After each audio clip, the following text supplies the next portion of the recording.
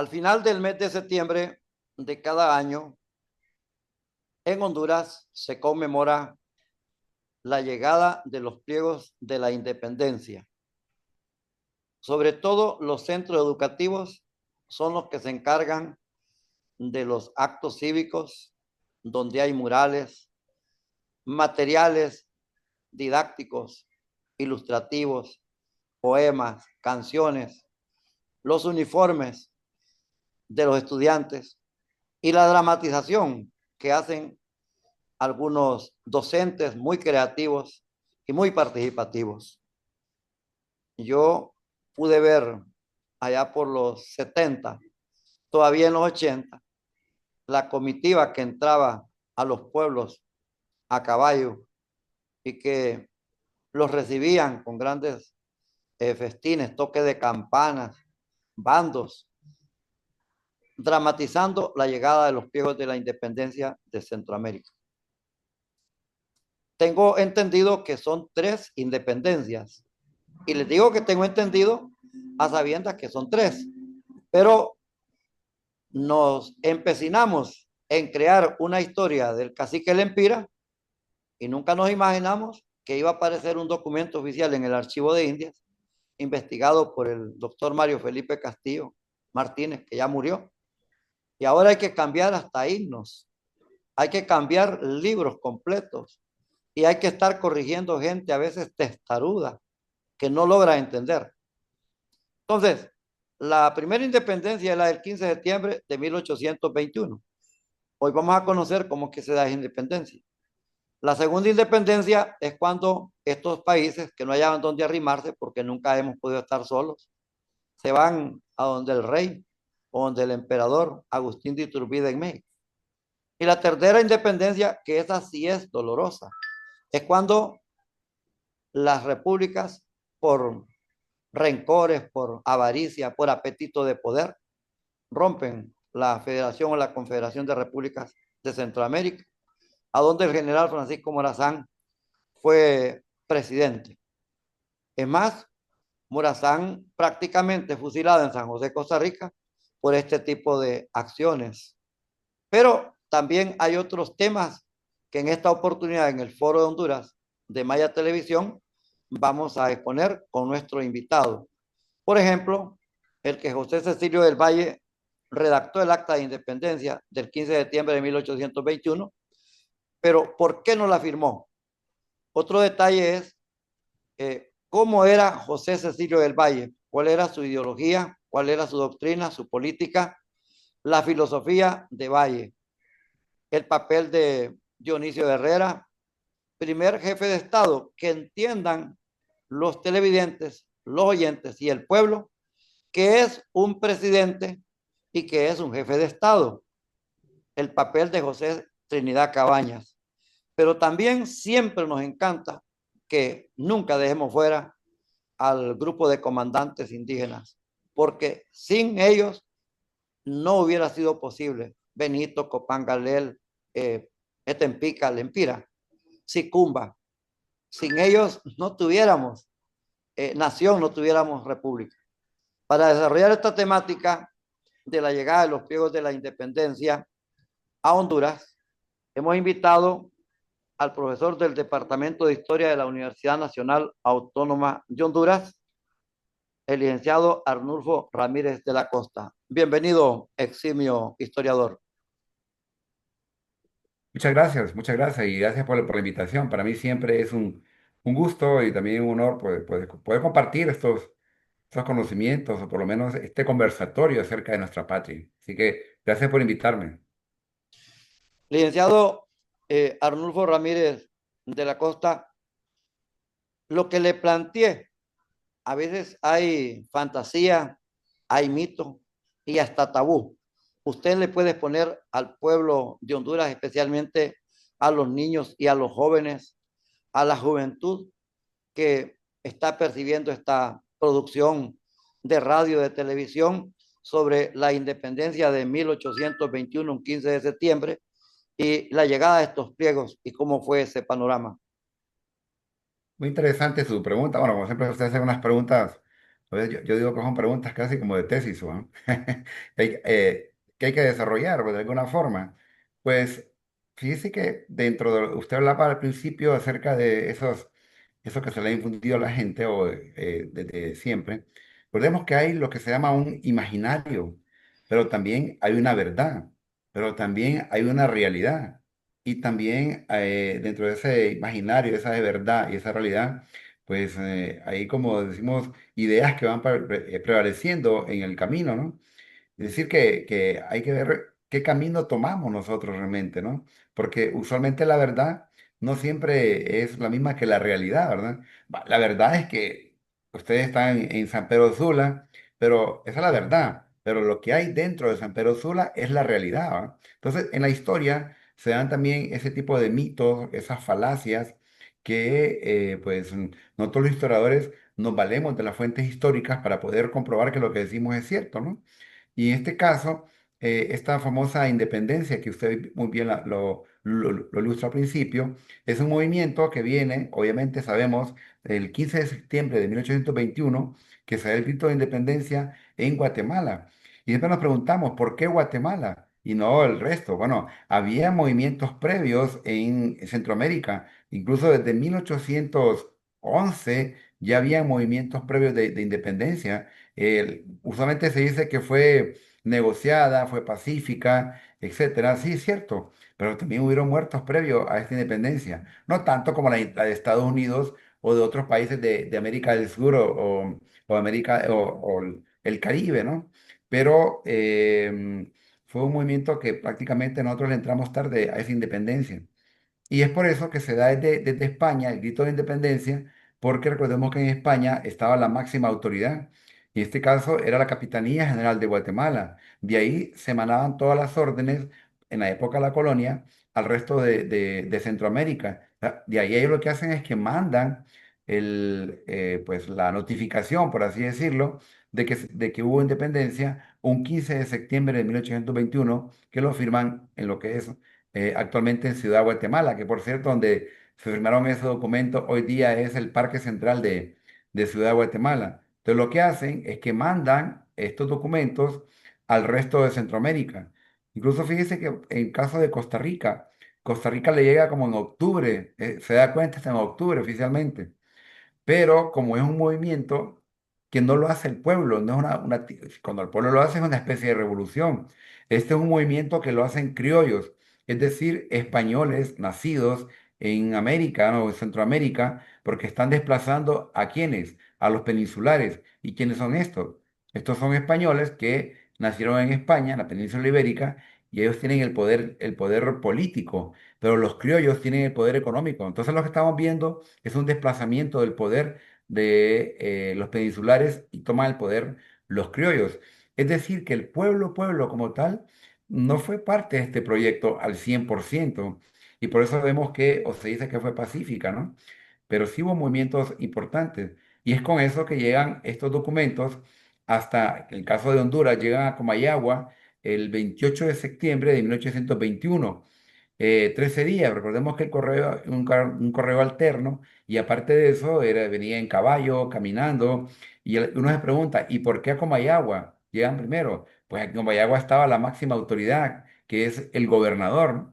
De ahí también se mandaban órdenes, las órdenes venían realmente desde el virreinato de la Nueva España, que era México. Llegaban a la Capitanía General de Guatemala y estas se desplazaban al resto de Centroamérica. Y Comayagua estaba el gobernador, que era la máxima autoridad. Bueno, estaba el gobernador, también el obispado, el representante religioso. Entonces vemos que son las máximas autoridades de Comayagua, reciben el documento y es algo interesante, porque cuando reciben el documento, no es como que lo aceptan de primas a primeras, hacen una especie de cabildo o y reúnen con las autoridades máximas del lugar y hacen como un acto legal, ¿no? Como le dan visto bueno, y con esto ellos empiezan a mandar estas copias del Acta de Independencia al resto de Honduras. ¿Y por qué llegan primero o el mismo año, mismo fecha, 28 de septiembre, a Tegucigalpa? Porque recordemos que Tegucigalpa en aquella época era la alcaldía mayor y pues aquí estaba, era como el motor económico por el tema de las minas. y Comayagua era el motor administrativo. Y después le empiezan a desplazar este documento hacia lo que es el resto, ¿no? Y algo interesante, que por eso usted tiene ahí a mi general Morazán, ¿no?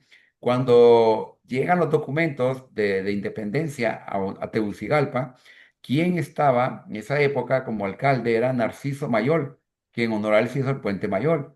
Y a su vez, Morazán era asistente de Narciso Mayol. Entonces, cuando llegan esos documentos acá, hace un acto de recibimiento, hace incluso una declaratoria de independencia, porque es interesante. Tegucigalpa quería la independencia, pero sin anexarse a México. Pero Comayagua quería la independencia, pero anexada a México. Entonces, ahí vemos un poco ya las ciudades, vamos a decirlo así, rivales en la época de la colonia, que era Comayagua y Tegucigalpa. Más adelante les puedo mostrar el documento que llega a Tegucigalpa y que lo firman y los firmantes que recibieron este documento el 28 de septiembre de 1821.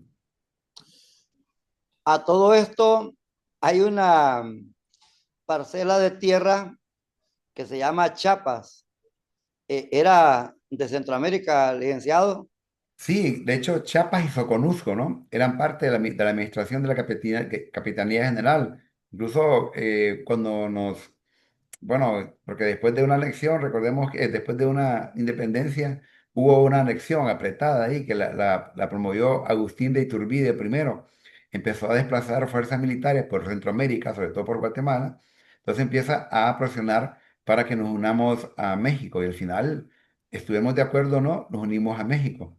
Cuando nos unimos a México, realmente fue muy breve el tiempo, ¿no? Ya para enero de 1822, pues realmente ya estamos con unidos a México.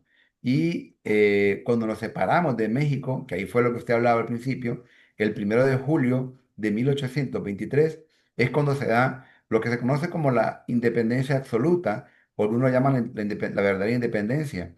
Cuando nos separamos de México, perdemos el estado de Chiapas y Soconusco. Y ahí es cuando ya comenzamos como la República Federal de Centroamérica o las Provincias Unidas de Centroamérica, que después evolucionan a la República Federal de Centroamérica. Están divididas las opiniones para ese momento en que fue sabia e inteligente la decisión de Chiapas de quedarse con México. Guatemala presionó para que se viniera con ellos. De hecho, Guatemala fuera súper grandísimo si no se separa Chiapas y si no se separa Belice. Sí, definitivamente. Y si usted lo ve, Chiapas está muy lejos del DF, por ejemplo, ¿no? Y actualmente Chiapas, bueno, esa distancia que separa con la capital de México, se puede notar, pues, el nivel de su desarrollo. De hecho, ahí se dio el famoso rebelión o revolución de los campesinos con el gran comandante Marcos, ¿verdad? Realmente son lugares que siempre han sido históricamente, ha habido mucho movimiento revolucionario, ¿no? La población indígena se rebela en contra de los que están en el poder. Entonces realmente, sí, Centroamérica hubiera sido más grande y como usted lo dice, Guatemala tuviera una extensión, pues de hecho es el país más grande de Centroamérica, ¿no? Pero, oh, perdón, como el segundo país porque tenemos Nicaragua, pero podemos notar que el liderazgo que tenía Guatemala, por lo menos en esa época, fue muy importante. ¿Qué criterios se utilizarían en ese tiempo para adjudicar los territorios? Porque debemos de sentirnos orgullosos aquí en Honduras. La última medición dice 112.777 kilómetros cuadrados. Es bastante, licenciado, pero es bien poco para lo que hacemos los hondureños por el territorio, por la patria. Sí, que el problema de Honduras, incluso históricamente hablando, cuando lo reportaban los españoles, decía, es una zona irregular, quebradiza y montañosa. De hecho, es el país más montañoso de todo Centroamérica. Eso tiene ventajas, pero también tiene desventajas. ¿Por qué razón? Porque gran parte de la población de Honduras, en la época prehispánica, en la época colonial y en la época republicana, está incomunicada. Es decir, que es un país tan grande que pues hubo un tiempo que básicamente para ir a la Mosquitia, usted solo iba vía terrestre, perdón, vía acuática, o vía aérea. Hoy día han abierto por ahí algunos caminos, pero que nos puede decir que es un país tan grande, pero tan grande, que tenemos ese problema de las comunicaciones. Es un país demasiado montañoso y eso impide que el desarrollo se expanda por todo el país. Por ejemplo, en la época colonial, la colonia, la conquista de Honduras fue una conquista a medias. Podemos decir que no, que fue un fracaso para los españoles. Ellos solo conquistaron Occidente y la parte centro y la parte sur, porque el norte solo era una puerta de entrada para ellos. Recordemos, es donde salían o entraba la mercadería. Por eso no es casual que ellos empiezan a construir la fortaleza de Omoa, por ejemplo, la fortaleza de Trujillo. que son sedes de defensa para diferenciar a que la gente dice el castillo de San Fernando, el castillo de Omoa, y no es castillo, es una fortaleza, igual que en Trujillo, es una fortaleza, es para disparar cañones y para repeler cañones. Fíjese que es interesante porque esos lugares, Honduras se da el lujo de tener construcciones coloniales, como usted lo dice, de fortalezas, que era para control de lo que salía y lo que entraba en Honduras, ¿no? Iba para España o para Guatemala. Es interesante porque la fortaleza de Omoa, el Instituto Hondureño de Antropología e Historia, junto con la Universidad Nacional Autónoma de Honduras, reunió una serie de profesionales en la cual pues yo soy parte de ese grupo a mucha honra porque hicimos una propuesta a la UNESCO para que la fortaleza de Omoa sea declarada patrimonio de la humanidad. Imagínense, casi el nivel de Copán. Y ya pasamos la primera prueba, es decir, que ya por lo menos estamos en la lista Al nivel del Machu indicativa. Picchu en Perú. Exactamente, eso como es todo un proceso, ¿no? Hay que justificarlo. Entonces, es un proceso que dura años, pero como le digo, ya pasamos la primera prueba y eso es bien importante porque incluso muchos países, sobre todo en México, en la misma época que nosotros hicimos este proyecto, metió también otros sitios y no lo aceptaron. Y aceptaron la fortaleza de Omoa, en el caso de Honduras, la Cueva del Gigante y también la ruta minera. Entonces, esos tres sitios estaban a la espera de ser declarados sitios de patrimonio mundial. Entonces, vemos la importancia que tenía la posición geográfica del Caribe, ¿no? Porque Honduras tiene la franja del Caribe más grande de toda Centroamérica y no es casual que los españoles hagan estas fortalezas militares porque por ahí se movía todo el comercio y acuérdense también que por ahí era la zona de piratería que se dio en aquel entonces. Entonces, y esa fortaleza, antes de terminarla, fue ya invadida, ¿no? Costó terminar, bueno, quedó casi a media. Y también es interesante que uno de los arquitectos que logra terminar esta obra se llamaba Luis Díaz Navarro. ¿Sabe que Luis Díaz Navarro se le considera, yo digo, el rockstar de los arquitectos e ingenieros militares que había en España? Él hizo el edificio de la Capitanía General de Guatemala, en Antigua Guatemala. O sea, este arquitecto que era militar hizo grandes obras y ahí, pues entre sus grandes obras está la fortaleza de Omoa. Es decir, que no todos los militares son cabeza vacía, ni son asesinos, criminales o narcotraficantes como los de hoy. Claro, y ahí, ¿no? Y ahí vemos a este personaje, a Luis Díaz Navarro, que está, como le digo, es como el arquitecto de moda, el arquitecto del reino español de esa época. Y venía a hacer esta obra aquí, que es una obra, tiene su historia, porque la forma en que usted ve iba a ser de otra forma, pero al final se determinó de eso. Y finalmente incluso no se logró terminar al 100%. Por eso vemos que después hubo algunas fisuras, por ahí entraba agua. De ahí sale aquella famosa historia de la gota de agua, ¿no? Que dicen que no era más que esté cayendo agua cuando llueve, que eso molesta para dormir. Esa era la gran tortura que la gente, los presos que ahí estuvieron en la época de Carías, sufrían. Algo que los jóvenes en la clase de historia de Honduras preguntan, eh, ¿cómo estaban los pueblos en ese momento antes de 1821? Le estoy hablando de los pueblos aborígenes. Por ejemplo, Guatemala en este momento está registrado como con más de 20 comunidades indígenas aborígenes y Honduras está con unas 10 comunidades. Lo, aquí viene algo toral. ¿Sabían estas comunidades de esa independencia de sus pueblos que eran Centroamérica? ¿Y qué reacción hubo en ellos cuando empiezan a llegar estos pliegos? Por ejemplo, aquí en Honduras, que se empiezan a repartir en Nicaragua, en El Salvador, en Costa Rica. Fíjese que como el proyecto no fue, el pueblo no fue parte de ese proyecto de independencia, muchas zonas ni se enteraban, pues. Al final les daba igual porque solo era un cambio de poder, ¿verdad? El poder pasaba a los criollos. Ellos seguían siendo explotados, los que vivían en las zonas urbanas. Muchos se desplazaron a las zonas selváticas, o a las junglas, o a las montañas de Honduras. De hecho, la parte oriental de Honduras, que se le conocía como la zona de Tagutzgalpa, que era lo que hoy día sería la Mosquitia y parte de Olancho, cuando huían de los españoles, ellos iban a refugiar a esa zona. Entonces, ellos, pues, este proyecto de independencia no les vino para nada bien porque no eran parte de ese proyecto. Entonces ellos siguieron organizando, pero siempre habían en estas zonas urbanas, habían indígenas que eran parte de estos, o por lo menos los involucraban en el proyecto, pero en su mayoría, como le dije anteriormente, quienes llevaron a cabo este proyecto eran los criollos. El temor de ellos era que el pueblo, ahí incluido indígenas, negros, mestizos, mulatos, que ese pueblo, verdadero pueblo, fuera parte del proyecto porque el pueblo como tal hubiera desplazado a peninsulares, hubiera desplazado a criollos, es decir, que el poder realmente hubiera sido del pueblo. A todo esto, licenciado Arnulfo Ramírez de la Costa, eh, ¿cómo están sitios denominados arqueológicos y antropológicos hoy?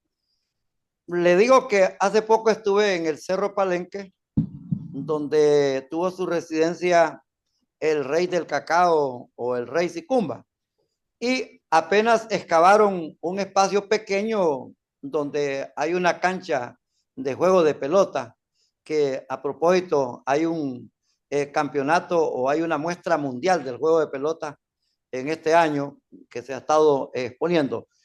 Lo que le quiero explicar es que me decía allí un antropólogo y había un arqueólogo, estaba el famoso antropólogo John Anderson, eh, que vino de Estados Unidos. Y me decía que Copán lleva unos 100 años de estar trabajando y vea todo lo que se ha descubierto. Pero los sitios que tiene Honduras son cantidades. Para ese tiempo, 200 años atrás, ¿cómo estaba esta historia geográfica, física y territorial en Centroamérica y en este caso Honduras? Mire, todo Honduras había un movimiento importante de la población indígena. Incluso algunos lugares emblemáticos que usted acaba de mencionar, el Cerro Palenque, nos va a dar muchas sorpresas. Ese cerro, cuando comienzan las excavaciones en gran escala, vamos a conocer un poco más de la época prehispánica, que le tenemos mucha deuda de investigación de la zona. Pero también recuerde que tenemos, por ejemplo, la Cueva del Gigante, donde tenemos la evidencia del ser humano más antiguo de todo Honduras y de todo Centroamérica. 9480 años antes de Cristo ya habían hondureños en Honduras. Imagínense qué interesante, ¿no? Y luego, cerca de ahí, siempre en La Paz, tenemos el sitio arqueológico de Yarumela. Yarumela, que es el primer sitio arqueológico de la época prehispánica urbano de Honduras. Es decir, cuando Honduras ya se empieza a gestar ya muy bien, ya no viven en cavernas, ya son centros urbanos. Y cerca de ahí también tenemos lo que es el cerro Tenampúa, por ejemplo, que era una fortaleza de tipo militar. Era realmente una fortaleza construida por los mismos indígenas, eran lencas. Y si nos acercamos un poco más por el lago de Ojoa, tenemos lo que es el sitio ecoarqueológico Los Naranjos, fíjese que es interesante este sitio, porque fue ocupado antes de Cristo, durante y después de los mayas de Copán. Es decir, que ese sitio de los Naranjos fue contemporáneo de Copán. De hecho, en el Museo de Historia de San Pedro Sula, ahí se encuentran muchas piezas donde muchos colegas lo han trabajado, sobre todo ahí lo han trabajado los arqueólogos franceses, este sitio de los Naranjos. Y seguimos el camino, como usted lo plantea ahí, hay una serie de sitios, por ejemplo, por la Panzac, que quiere decir la ciudad de las caídas de, o la caída de aguas blancas, toda esa zona de Pulapanzat, toda esa zona de los Naranjos, hay una gran cantidad de sitios arqueológicos. Es decir, que Honduras está llena realmente de estos sitios arqueológicos y se van descubriendo cada vez más. Donde está el aeropuerto de San Pedro Sula, por ejemplo, la zona de ahí es una zona arqueológica que se llama Puerto Escondido, donde está la famosa represa de Francisco Morazán. Ese es otro sitio arqueológico que se le conocía como Salitrón. Entonces, usted va a ver que prácticamente estamos llenos de sitios arqueológicos. Aquí era un movimiento importante de los indígenas antes de la llegada de los españoles, estaban los españoles y también después de que pues se da lo que se llama la independencia. Es decir, que los indígenas estuvieron en todo momento. Y como usted lo acaba de mencionar, personajes como el Empira, como Sicumba, como Pixacura, como Benito, realmente eran personajes que de una u otra forma pues le dieron un poco de guerra a los españoles. Claro, el Empira como un personaje que pudo liderar una gran cantidad de indígenas que le hicieron oposición a los españoles. No fue el único, pero sí fue uno de los que más sobresalió, por lo menos aparece en los documentos coloniales. Pero Lempira solamente luchó 6 meses aproximadamente y el caso de Sicumba aparece entre 10 y 12 años. Y si no derrotan a Sicumba, por ejemplo, lo que explicábamos ahí en Radio Uno, que al morir Sicumba, ahí en Palenque, que es la zona entre Villanueva, Pimienta, Potrerillos, San Manuel, Lima, El Progreso, Santa Rita y Oro, con la sangre de Sicumba se escribe 27 de junio de 1536, San Pedro de Puerto Caballo. Definitivamente, es que lo interesante de estos líderes indígenas es que ellos se van ubicando en ciertos sectores de Honduras y uno de los que más sufrieron, por así decirlo, son los que estaban en la parte del Caribe, en la parte norte. Recordemos que Lempira está un poco más al sur, ¿no? Al occidente. Sí, sur occidental, por así decirlo, ¿no? Y esto nos da la pauta que en ciertas épocas los españoles se van desplazando por diferentes lugares y ahí es donde encuentran este tipo de resistencia, ¿no? Porque recordemos que los españoles, aquí lo que se da es un descubrimiento, pero no se quedan ahí. Después viene una conquista y esta conquista es por fases, es por etapas. Y después viene una colonización, es decir, cuando ellos deciden quedarse, porque cuando venían acá, ellos no venían a quedarse. Ellos realmente andaban buscando lo que hacía falta en Europa, oro, ¿no? Los dos motivos que los impulsaban los españoles para ir a América o a Centroamérica era uno, la búsqueda de metales preciosos, ¿no? Y dos, que era pues expandir, como decían ellos, el evangelio por todas estas nuevas tierras. Pero realmente a ellos les motivaba mucho lo que es la búsqueda de metales preciosos, realmente, ¿no? Entonces, donde hay metales preciosos y hay indígenas, es ahí donde descubrimos esa gran cantidad de esos eventos, esas actividades bélicas que habían entre un grupo y el otro, ¿no? Pero sí eran, vamos a decirlo así, grupos que protegían su territorio. Por eso es bueno o es importante aclarar cuando la gente dice el Empira fue el defensor del territorio nacional. Bueno, todavía en esa época Honduras no era lo que es hoy día, ¿verdad? El Empira obviamente protegía su territorio, toda esa zona. Pero claro, como hizo tanta oposición a los españoles quedó en la historia. Casualmente tuvimos la semana pasada el Congreso de Historia de Honduras en Ciudad Universitaria y había una exposición acerca del tema de la moneda del Empira, que a nivel centroamericano, el único país de Centroamérica que lleva el nombre de un cacique es la de nuestra moneda es Honduras, porque usted lo ve, Costa Rica es el colón, eh, Nicaragua es el Córdoba, bueno, El Salvador ahora es el dólar, Panamá es el Balboa, y así lo vemos, ¿no? Que son nombres de Venezuela, el personajes. Bolívar. Bolívar, sí, entonces, por lo menos, ¿no? Pero en caso de Honduras, somos de los pocos países en el mundo que la moneda lleva el nombre de un cacique. Licenciado Arnulfo Ramírez de la Costa, No hemos sentido el tiempo de su comparecencia sobre este tema de la llegada de los pliegos de la independencia. ¿Qué sucede en Honduras ya con esos documentos? ¿Qué pasa en Gracias, en Comayagua, en Trujillo, en Tegucigalpa, en puntos estratégicos de lo que ya viene a darle vida a la identidad de Honduras, porque antes de eso estos países no se llamaban así y no estaban Así es. conformados en república ni en nación. No existía la tal democracia, ni existían los partidos políticos. Aclarar que el Partido Liberal de Honduras, si bien es el decano, pero no es el mismo liberalismo de Francisco Morazán. Algo de parecido tiene, pero no es igual, licenciado Arnulfo. Definitivamente, que habían conservadores y liberales, pero nada que ver con los actuales. Eran de tendencia liberal por las influencias que venían de la Ilustración, sobre todo de Europa, de Francia, ¿no? Fíjese que cuando llegan estos documentos, por ejemplo, le voy a dar un ejemplo, cuando llegan a Omoa llega en octubre. Entonces, es como llega un documento, se leía, porque se reunía la gente en los parques, se leía, pero no fue tan impactante realmente. Aquí en Honduras básicamente fue en Comayagua, que llegan por primera vez, y también en Tegucigalpa. Tegucigalpa. Y aquí solo, pues, en todo Honduras lo reciben y como un trámite nada más, ¿verdad? Así Como es. decía, porque es un cambio de poder. A quienes beneficia es a los, pues, digámoslo así, a los que nacieron aquí en Centroamérica, que se les conoce como los criollos. En este caso, por ejemplo, la independencia del 15 de septiembre de 1821, obviamente los que salen beneficiados son los criollos porque los criollos tenían el poder económico, eran los que producían en ese momento histórico, y los peninsulares prácticamente son desplazados, muchos se van para España, algunos quizás se quedan por acá porque eran los mismos familiares de los criollos, y empiezan a tener puestos de segunda categoría.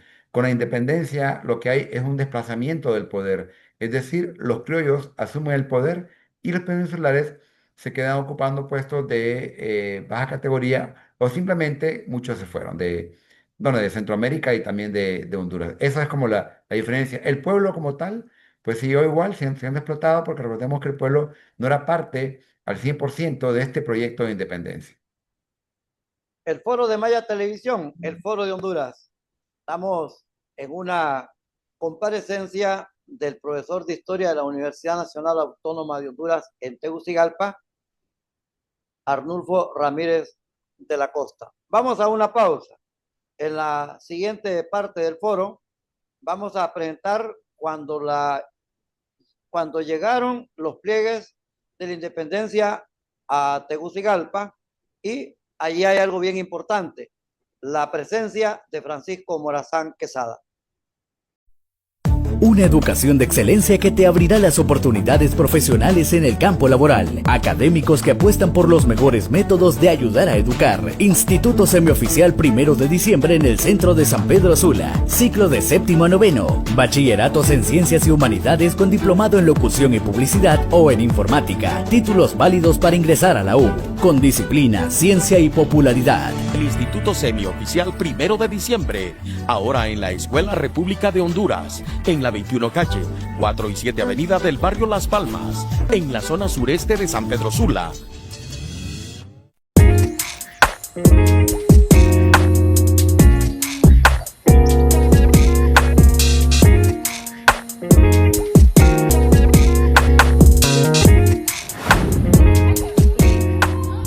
El jardín frutal que lleva el nombre del arquitecto Roberto Elvir Zelaya se está implementando como un proyecto muy especial del TED 2025 en el barrio Las Palmas, exactamente atrás donde fue el vivero de Las Palmas, hoy el Parque Vive Mejor, en el Centro de Educación Básica República de Honduras.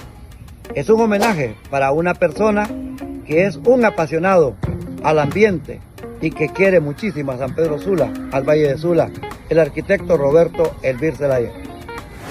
Durante 4 meses nos hemos venido esforzando mucho con mis compañeras de último año, no solamente en la creación y la idea de este proyecto, sino en la ejecución de él. Y hemos tratado de trabajar con integridad, con honestidad y sobre todo mucho trabajo duro, porque nosotros creemos que para cuidar nuestros ecosistemas y para cuidar nuestra naturaleza no solo se trata de sembrar árboles para luego dejarlos botados sin darles mantenimiento, sino solamente se trata del aprovechamiento de sus frutos. Que por ejemplo estas naranjas que tenemos aquí, todo esto va a servir como compartimiento y para la ayuda comunitaria del estudiantado. Mis compañeras Cori Velázquez, Wendy Cruz y su servidora Rosa Salinas nos sentimos muy felices y agradecidas de poder realizar este proyecto en el cual nos hemos desarrollado nuestras capacidades educativas, motoras y personales, ¿verdad? Hemos aprendido diferentes tipos de actividades, las cuales nunca habíamos realizado, pero nos sentimos muy felices de ir aprendiendo poco a poco y de que a pesar de ser un trabajo un poquito pesado, lo estamos sabiendo llevar y estamos siendo un buen equipo y espero que siga siendo así siempre. Y es un proyecto muy original, la verdad, y me siento muy feliz. Lo repito, ¿verdad? Porque es un proyecto futuro, literalmente, porque es bonito hacer un proyecto que es próspero, o sea que nos va a servir a lo largo y no solo para el momento. Entonces doy las gracias al Instituto Semioficial Primero de Diciembre y su Escuela de Locutores y su laboratorio Taller Radio 1 por darnos la oportunidad. Muchas gracias. Ministro Daniel Esponda, responda. El Colegio Primero de Diciembre ocupa un edificio. Vea lo que hacemos. Marcamos la diferencia. Disciplina, trabajo, solidaridad, pero sobre todo en el año de las artes formamos locutores para la radio, la televisión, los escenarios y también para las redes sociales. Saludos. ¿Te gusta la radio, la televisión, los escenarios, las redes sociales? En Honduras hay Escuela de Locutores, donde sacando bachillerato te gradúas de locutor. Matrículate ya. No hay mejor colegio en Honduras que el Instituto Semioficial Primero de Diciembre y su Escuela de Locutores, con todos los laboratorios en vivo y en directo. Emociones y sonidos que llegan lejos. La radio se siente. La temática está más que interesante. Pocas veces se ha hecho una producción en la radio y la televisión de Honduras como la que en estos 204 años que indica la independencia de Centroamérica y sobre todo la llegada de los pliegos de la independencia a Honduras. El licenciado Arnulfo Ramírez de la Costa, profesor de Historia de la Universidad Nacional Autónoma de Honduras, que está compareciendo, pero hoy nos va a hacer un recuento y nos va a presentar un documento donde aparece Francisco Morazán Quesada, el paladín de la Unión Centroamericana. Fue fusilado casualmente un 15 de septiembre, pero ya fue en otro año allá en Costa Rica, en San José. Licenciado. Así es, bueno, gracias. Sí, realmente Morazán fue fusilado un 15 de septiembre de 1842, ¿no? En San José, Costa Rica, como bien usted lo plantea. Como somos historiadores, voy a compartirles rápidamente unos documentos que tienen que ver un poco con el tema que estamos hablando y un poquito también el contexto. Al principio me preguntaba si realmente qué estaba pasando en Centroamérica, qué estaba pasando incluso en Europa. Ya comentamos, hubo independencias de América del Sur, América del Norte, en el Caribe, en el Pacífico. Está la famosa invasión de Napoleón Bonaparte a España. Realmente España está debilitada. Entonces la independencia casi fue un de hecho, por así decirlo, pero cuando hacen estos documentos de Guatemala, pues los mandan al resto de Centroamérica y aquí voy a compartirles un poco algunos documentos que pues tienen que ver en principio para ver un poquito lo que es un contexto. Este documento que ven aquí es el Acta de Independencia realmente de México, ¿no? Que también se inicia el 27 de septiembre de 1821, pero oficialmente es un 28 de septiembre de 1821, donde ya prácticamente vemos esta acta final de independencia de México. porque México tuvo una independencia, vamos a decirlo así, en diferentes etapas. Es hasta 1821 donde prácticamente tiene su independencia.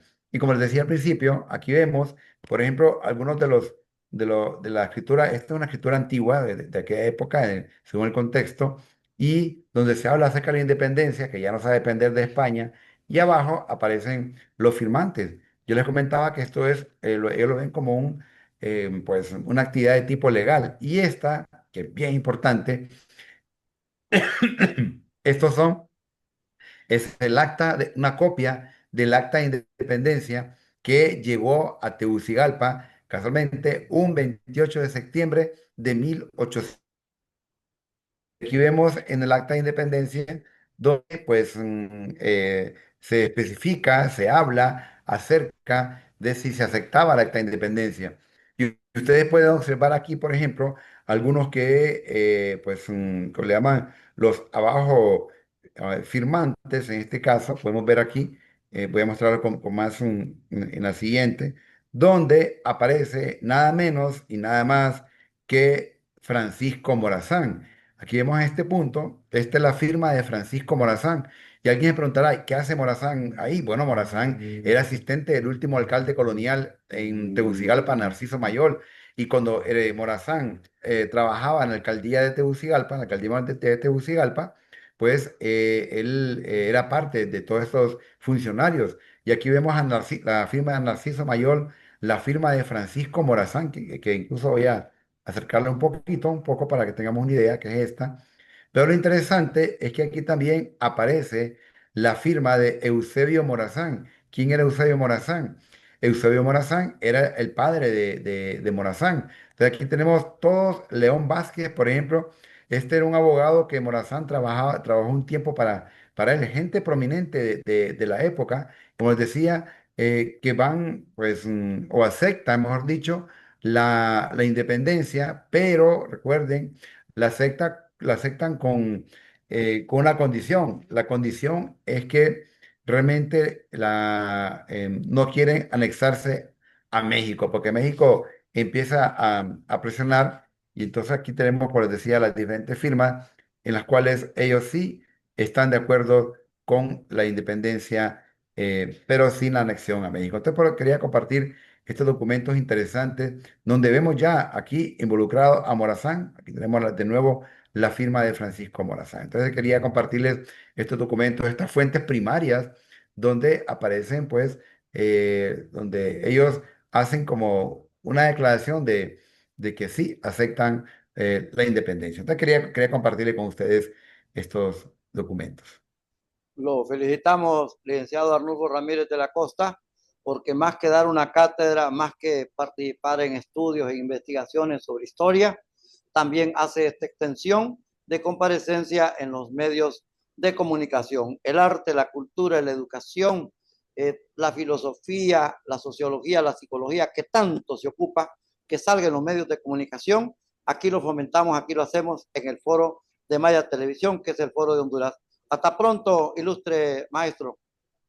Para mí ha sido un gusto y muchas gracias y les deseo unas verdaderas fiestas patrias. Y bueno, y el otro mes tenemos lo que es el mes morazánico, la semana morazánica, que sería interesante hablar de ese gran personaje que usted tiene ahí a su lado derecho, a mi general Francisco Morazán. Soy Arnulfo Aguilar, el presidente ejecutivo de Maya Televisión. El licenciado Mario Flores Ponce editorializa sobre Francisco Morazán, los próceres, los ideales que llevaron y que mantienen a esta patria. Tenemos este documento denominado Acta de Independencia de Centroamérica, un repaso que se da por la misma independencia con su respectivo contexto. Esto es lo que habló el licenciado Arnulfo Ramírez de la Costa del contexto de lo que se hizo allá en Guatemala. Con esto cerramos el foro para que ustedes disfruten la transmisión que hacemos para el pueblo de Honduras. Hasta pronto. Separación del antiguo reino de Guatemala del Imperio Español, haremos un análisis del Acta de la Independencia. Hablaremos también del contexto que consideramos necesario conocer para entender la forma en la que fuera redactada y trataremos de descubrir si realmente se firmó el 15 de septiembre de 1821 en el Palacio Real de la Nueva Guatemala de la Asunción, o si hay algo más que deberíamos conocer. Vayamos entonces a recorrer el camino que nos llevará más allá de la historia oficial. Por un momento las posiciones ideologizadas y vamos a analizar lo que es el documento en sí. Acompáñenos, por favor. La primera parte del acta es protocolar netamente, de dónde se habían juntado, en la fecha, cuáles eran los motivos de la reunión, los antecedentes y las personas que estaban. Entonces no vamos a detenernos mucho y vamos a ir directamente a lo que son los artículos. Cuando no se nos enseña adecuadamente la historia, se nos dice que todo el proceso se quería hacer enteramente en secreto, y no. Obviamente había una parte que fue realizada por unos pocos y luego ya se dio a conocer. Eso hay que entenderlo, es normal en cualquier proceso de este tipo. Y el artículo precisamente nos dice que el jefe político la mande publicar para prevenir las consecuencias que serían temibles en el caso de que la proclamase de hecho el mismísimo pueblo. Ahí surge otra interpretación, que lo que se buscaba era que el pueblo no participara, que el pueblo estuviera ajeno a todo. Sin embargo, omitimos dos palabras y también el conocimiento de quién era la persona que había redactado el Acta de la Independencia. José Cecilio del Valle, de hecho, era una de las mentes más brillantes que hubo en toda la época imperial española. Había nacido en Choluteca, en la actual hermana República de Honduras, y luego migró con su familia a la capital y estudió en la Universidad de San Carlos, y realmente era una persona muy preparada. Sus dotes intelectuales lo llevaron a ser incluso el secretario de Interiores y Exteriores del Imperio Mexicano de Agustín de Iturbide, cosa de la que muy pocas personas pueden presumir. Volvamos a leer entonces y pongamos nuestra atención en esas dos palabras que están resaltadas en negrilla. Ese de hecho le cambia totalmente la interpretación. Lo que nos está diciendo del Valle es evitar que la gente proclame la independencia con violencia. Recordemos que el proceso lo querían pacífico, no como era en Sudamérica o en la Nueva España, que se estuvieron matando años de años. Aquí lo querían hacer de una forma más tranquila, obviamente con los intereses de la élite, pero sin que la gente pues muriera innecesariamente. Y decimos esto último porque la independencia iba o iba. Ya Nueva España había caído, Sudamérica estaba cayendo y era obvio que pues lo siguiente era acá. Eso no se detenía el proceso, lo hiciera quien lo hiciera y se hiciera de la forma que fuere. Pasemos al siguiente. El artículo 2 indica que hay que informar a las provincias de la declaración de la independencia, que las juntas deben enviar sus representantes para el nuevo Congreso, que decidirá sobre el punto de la independencia, y si se aprueba, establecer la nueva forma de gobierno y redactar una constitución. Ojo con esto, el Acta de la Independencia no tenía una idea de ser el documento constituyente de la nueva entidad política, sino un documento de transición entre formar parte del Imperio Español y avanzar sobre el camino de la independencia política y comercial. El tercero nos dice que se debe utilizar el mismo sistema que había servido para elegir las juntas provinciales. O sea, no inventar cosas diferentes o raras, no inventar el agua azucarada, pues usar lo que había servido. Pasando al artículo 4, en la pantalla aparece una palabra que no podemos mencionar por los temas de restricciones que hay de vocabulario en redes sociales, pero se le tacha a todo el proceso de tener estos tintes. Sin embargo, en el artículo 4 del Acta de Independencia nos dice que el número de diputados sea en proporción de 1 por cada 15,000 individuos. Nótese que no se trata de decir criollos, blancos, españoles, hombres, nada. Hablaba de individuos, eso incluye a todos los que ya mencionamos anteriormente, a mujeres, a indígenas, y nos dice que también hay que incluir a los afrodescendientes. Y habla también de ciudadanía. Obviamente aquí el artículo 4 va a la inclusión de toda la gente, independientemente de que a algunas personas no les guste entrar a analizar esto, porque el artículo 4, cuando se hace análisis, casi no lo mencionan, precisamente por ello. El artículo 5 nos habla de que se deben utilizar los últimos censos poblacionales que se tenían para elegir a los diputados.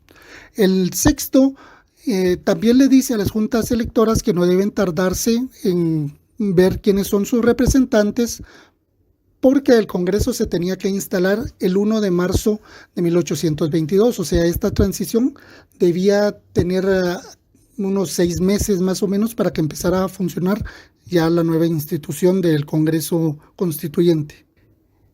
El artículo 7, y relacionado con lo anterior, indica que hasta que se tengan nuevas autoridades, hasta que haya una nueva forma de elegirlas, las mismas autoridades continuarán. Esto para que la transición se haga de una forma ordenada. Y a la vez, sigue vigente la Constitución de 1812, los decretos y las leyes que han regido hasta ese momento. Lo anterior confunde a muchos porque dicen, ¿cómo era que se trataba de un país diferente y se siguen rigiendo por las mismas leyes? Era porque todavía no había nuevas. Y no podían dejar a la nueva institución política, a la nueva entidad política, que fuera la ley de la selva. O sea, hasta que el Congreso se reuniera y determinara cuáles iban a ser las nuevas leyes, seguían vigentes las anteriores. Eso tiene mucho sentido y es normal en la mayoría de procesos que se hacen. Pasemos al artículo 8. Este genera muchos traumas y complejos de inferioridad para muchas personas, puesto que se ve como una especie de pecado original patrio, porque se repite a la saciedad. Es imposible y es inaudito que el último enviado de la corona española para gobernar las tierras sea a la vez el primero del nuevo país. Y para eso es importante también aclarar que este no se trataba de un camino celestial, sino de un proceso político. Por lo tanto, vamos a ver maniobras como la que llevara al poder a Gabino Gaínza a finales de la época imperial española en el antiguo reino de Guatemala. El último enviado, realmente el último enviado para gobernar estas tierras fue don Carlos Urrutia. Pero al igual que Gaínza era una persona ya bastante mayor, de mucha edad, y a inicios de 1821 estaba bastante enfermo. Entonces su confesor y sus médicos le recomendaron dejar el poder porque su salud ya no podía seguir viéndose afectada por los temas que tenía que manejar. Aquí lo curioso es que su confesor era Simeón Cañas, y uno de sus médicos, Pedro Molina, del movimiento emancipador. Si entendemos lo mínimo de política, vamos a ver que ellos no estaban tal vez tan preocupados por la salud de don Carlos Urrutia, sino porque tenían que acomodar las piezas para lo que querían lograr. Y ahí entra en el juego Gabino Gaínza, que acababa de llegar también al reino de Guatemala, trasladado de Sudamérica. De Gabino Gaínza, hacía grandes rasgos, porque también su biografía es muy extensa. Podemos decir que entre su historial tenía el haber firmado los tratados del IRCAI con los independentistas chilenos. O sea, que mejor que lo que querían los independentistas de aquí de la ciudad de Guatemala. Tenía un carácter bastante, y ante su tendencia política se decía que era liberal y que simpatizaba con las causas independentistas. O sea, nada mejor que ponerlo a él por parte de los criollos. Por tanto, no se trató del último enviado de la corona española, sino a alguien que tomó el poder de manera interina.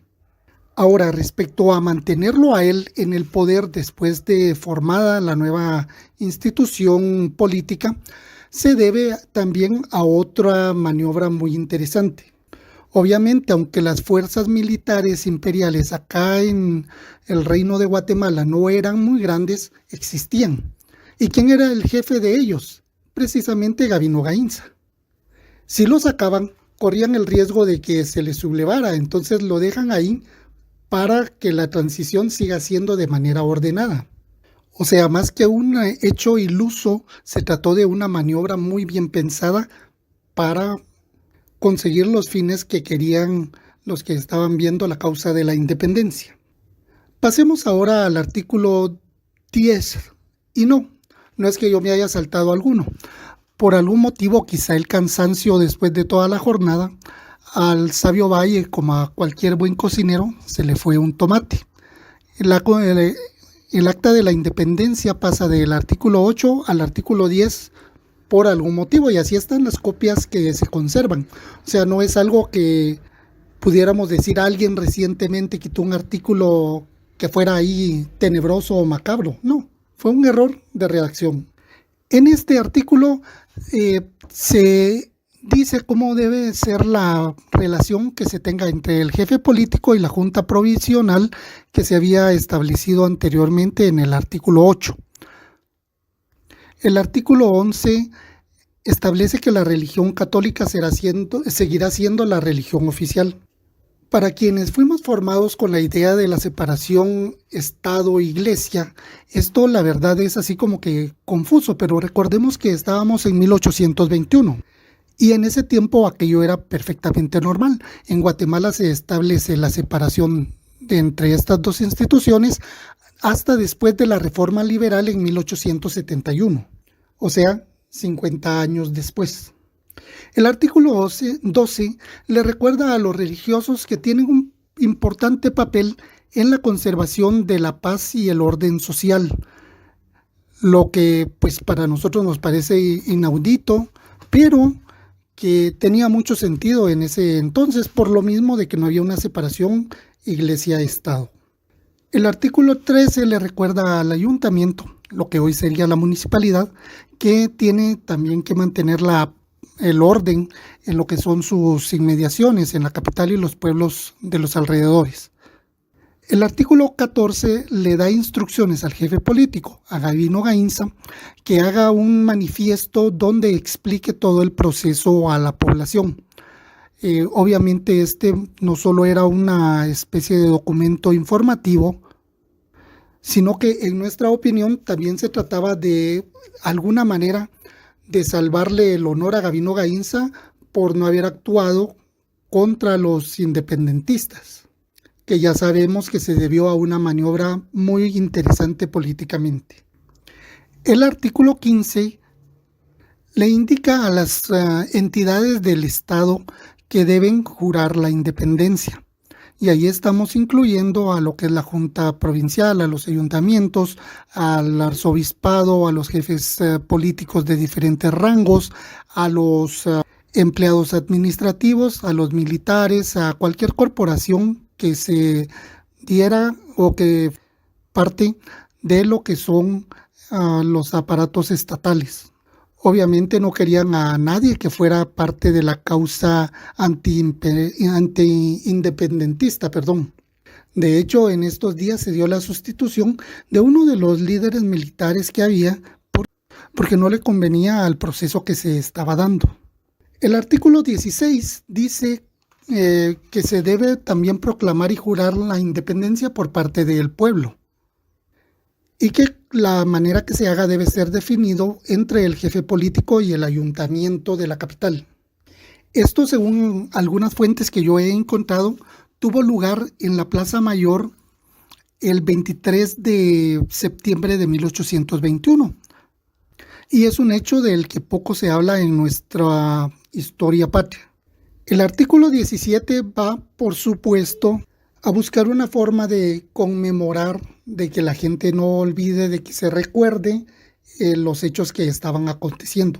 Y esto iba a ser de manera de acuñar una medalla, un tipo de moneda, y pues que debía de hablar al respecto de todo esto. En la imagen tenemos una de las monedas de las que aquí se habla. Hay algo que recordar, en días recientes acá en Guatemala se lanzó también una moneda conmemorativa y era curioso ver cómo mucha gente no entendía de qué se trataba o sencillamente querían pues de alguna manera confundir a los demás al respecto. Básicamente lanzaron una moneda de 1 quetzal que era conmemorativa, por lo tanto no era para la circulación y que tenía un precio de alrededor, creo que eran 420 quetzales. Y lo que algunos decían era que les parecía ridículo ir a pagar tanto por una moneda. Pero como se hace en muchos lugares, y ahí la ignorancia de algunos que no saben de qué se trata este tipo de recuerdos, digamos, de los hechos, pues no es una moneda básicamente que uno pueda venir a agarrarla, ir a la tienda y comprar dulces o chocolates. Es algo para tener guardada como un recuerdito de un hecho específico. En este caso era la celebración del bicentenario de la independencia. El artículo 18 manda que se imprime y se circulen tanto el acta como el manifiesto. Nuevamente, aquí vamos al punto de que para quienes dicen que todo el proceso era secreto y tenebroso, esto obviamente deja en evidencia que se trata de algo muy inexacto, porque se está pidiendo que se imprima y se circule. Por lo tanto, de secretividad, pues la verdad, nada. Y el artículo final determina los protocolos y actos religiosos que debían seguirse para pues conmemorar el inicio de la vida independiente de la entidad política que se suponía iba a salir de todo este proceso, que ahí viene otra historia totalmente diferente. Ya solo quedaba en lo que es el acta de la independencia, pues que firmaran. De hecho, de los 53 aproximadamente que empezaron la reunión del 15 de septiembre, solo firmaron 13, porque algunos se retiraron en algún momento de la reunión por no estar de acuerdo con la independencia y también por un proceso muy interesante que suele darse en este tipo de actos. Generalmente se tiene la idea de que se realiza la reunión e inmediatamente se hace el acta y todos pasan firmando. Eso es muy raro que ocurra así, y menos que ocurriera en ese entonces. Hoy por hoy todavía se da que se hace una reunión, se toma una minuta y luego se preparan las actas respectivas. Eso se firma a veces al día siguiente o en la próxima reunión, que puede ser 15 días después.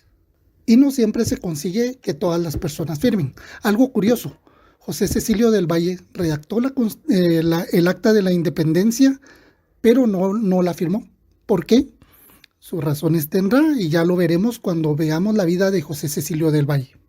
Y sobre este punto, la firma del acta de la independencia, la historia oficial nos indica que se realizó ese 15 de septiembre de 1821 en el salón del Palacio Real, que es lo que tenemos a la vista, el Palacio Real desde la catedral. Se supone y había un monumento conmemorativo en la esquina que era de la calle de Real con la calle de Mercaderes, o conocido, bueno, el monumento fue puesto en tiempos más recientes en lo que sería la Sexta Avenida con Octava Calle de la zona 1 de la ciudad de Guatemala. No sé si el monumento lo vayan a dejar ahí, porque ahorita están construyendo, la Municipalidad de Guatemala está construyendo un monumento nuevo. Luego hay otras versiones al respecto. Recordemos que era un día sábado, muchos se retiraron y no iban a esperar a que se hiciera todo el acta, que se sacaran las copias, que era un proceso que podía tomar horas. Por extraño que nos parezca, estamos hablando de hace 200 años y copiar y que todo quedara bien iba a tomar horas. Hay algunas fuentes, entre ellas el libro Memorias para la Historia de la Revolución de Centroamérica, que data de 1832, o sea, solamente 11 años después de que se diera la independencia. Nos dice claramente, esta acta se firmó en la casa de Gainza el 16 de septiembre, obviamente era 16 de septiembre, el día siguiente de que la reunión tuviera lugar. Lo cual, si bien no es la versión más extendida, tiene mucho sentido. Ahora veamos. Los jefes políticos y capitanes generales solían vivir en el Palacio Real. Sin embargo, Gavino Gaínza no vivió ahí. Gavino Gaínza alquilaba una parte de la casa que tenemos ahorita en pantalla y que la fortuna ha querido que se conserve. Entonces, según esta versión, nos indica que allí fue donde tuvieron el domingo 16 de septiembre de 1821 lugar, pues lo que es la firma por parte de la mayor autoridad en ese entonces y lo que le daba prácticamente validez al proceso. Así que esto quedará para la polémica de la nación, si fue realmente el 15 de septiembre en esa esquina del Palacio Real o si se trató de algo que se realizó, lo que es la firma del acta, el día siguiente en la casa que hoy ocupa el Liceo Francés. Llegados entonces a este punto, ya solo nos queda agradecerles su atención al video y solicitarles que nos acompañen en este camino para ir más allá de la historia oficial.